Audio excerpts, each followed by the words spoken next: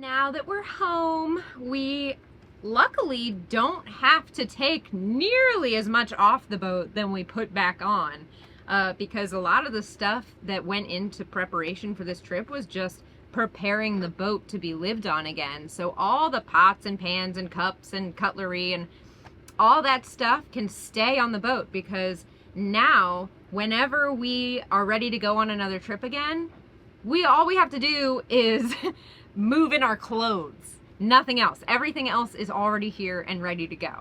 So that's exciting and awesome. I have here all our dirty laundry, and while I'm on that topic, I wanted to show you guys a really cool laundry idea if you're a liveaboard or you're just traveling and going from marina to marina doing laundry on shore. A really great thing that we found are these laundry sheets. Earth Breeze is one of them. We don't love Earth Breeze as much as we love Hey Sunday. It's just these little, I just packaged them all together to consolidate, but Hey Sunday literally just looks like this. This is all you have to carry for one load of laundry. And it's so space saving. It saves so much space in the boat. And also you don't have to, when you're walking your laundry to shore, you don't have to lug this big heavy bottle that's also happens to be plastic and polluting the environment. You can have something like this. Hey Sunday comes in a cardboard package just like this, and one or two of these and you're good to go. And it cleans the laundry every time. So I wish that they were sponsoring us. They're not. I'm just saying this because I truly believe in the product. Check out Hey Sunday. We also use them in our house because they're great. So the last trip that we took on Wisdom was 5 years long. And so it was like a really big adjustment for us to go for just 2 weeks after 2 years of not sailing at all.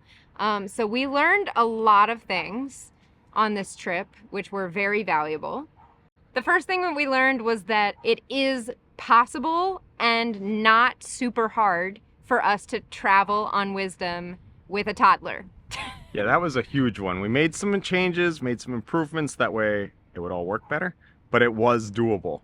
And that was very the thing. nice. Yeah, that was the thing we were most nervous about, I think. And honestly, the biggest one was air conditioning, yeah, which involved the generator, which isn't that big of a deal. The amount of fuel that sucker consumes was unexpected, but just more trips to the gas station with jerry cans in my hand. We also learned that when we do this again, this kind of long-term trip, we want to do it earlier in the summer. That was impossible for us to do so hot this year, just because there was so much preparation, just from the chain plates to like everything. Yeah, I mean, I finished up some of the major projects that had to get done in Annapolis in our first port because I wasn't done when we left. Which is always the case. Yeah, that's just the general. It's just how it is. Yeah, you'll never leave if you wait to be done getting ready. So, you know, we learned that it would be a lot better to do this in June when it's not so blisteringly hot and when there's a little bit more wind in the Chesapeake. And we also learned that, you know, our previous style of just kind of sailing and deciding how long to stay in a place, like as we go, that works still. We can still maintain a level of spontaneity, even with a child and with birds and a dog and all of that. Yeah, another huge one is picking your destination. So we had a general idea that we were going to head south. We knew we weren't going to go more south than Norfolk, 'cause that's the bottom of the bay. We had some goals. We were shooting for like Deltaville, stuff like that. We didn't make it that far.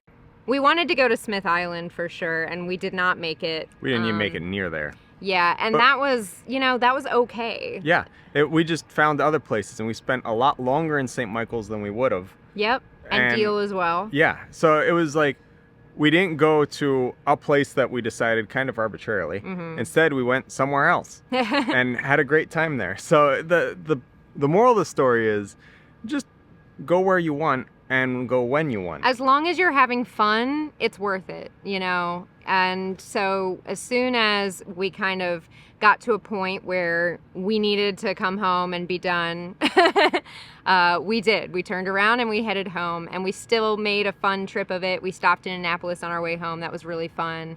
And now we know that the boat can make it to all these places using motor sailing in case there's no wind, because that was our big hiccup before. Yeah. Like before we left on our 5-year journey, the reason we didn't go out for like long-term trips like this was because we didn't have the battery capacity to actually make it back at a specific time Or date. Yeah. So that was a huge one, is like when we were coming back, the wind died multiple times. And that would have meant that we slept there. And just sat. Yeah. Just dropped anchor, and that was the end. Yeah, the journey from Annapolis to Baltimore would have taken maybe 2 days with the kinds of conditions we had. Yeah. Where with this, we rolled in at midnight. And we were able to motor, like, it was glorious. It was really nice. Yeah. Really nice. So that afforded us so glad we have the batteries a lot now. more leeway. Yeah. The other nice thing, we didn't need to run the generator for power for the motor for the whole way from Annapolis to Baltimore. Yeah. That was purely on the batteries. And we got here and we still have about 50% charge. Yep. So that's nice. Yeah, really nice. So there are some things that will definitely improve for next time, but now that the boat is saleable again, we can just go out whenever we want to. Yeah, and also it doesn't have to be like a full long period trip. time. Yeah, You it do can be like a weekend. Yeah. Yeah. So we're really excited about that. And with that, this journey has come to a close. We really look forward to the next one. But in between, Herbie's going to be doing a lot more boat work. And As always. That's... there's always more boat work. And also, I just wanted to say a huge thanks to TotalBoat, because they made the entire chain plate process possible. Yeah, we definitely recommend TotalBoat if you guys are doing any projects on your boat. We're total TotalBoat converts. Yeah. So thank you for TotalBoat, because they sent us a lot of the stuff that made it possible for us to quickly get Wisdom ready to sail. And they're also helping a lot with the wind puff build. Yeah, they are just insanely helpful on all of it. If I have questions on how to use the materials, they got the answers. And then which material, like selecting which material would be best, all that, they're just amazing on. So if you guys are interested in any TotalBoat projects, check out the link in the description down below. We've just linked you to their site, and anything that you need, they probably have. So check them out. Now with that, we say goodbye for now. Thank you so much for following along with our journey as we learn how to sail with a toddler and just continue our adventures on Wisdom.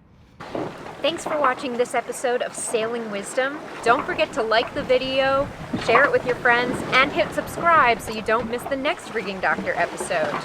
And if you're interested in even more Rigging Doctor awesomeness, consider becoming a patron to see all of our extras. Can't wait to see you next time as you join us out here on the high seas.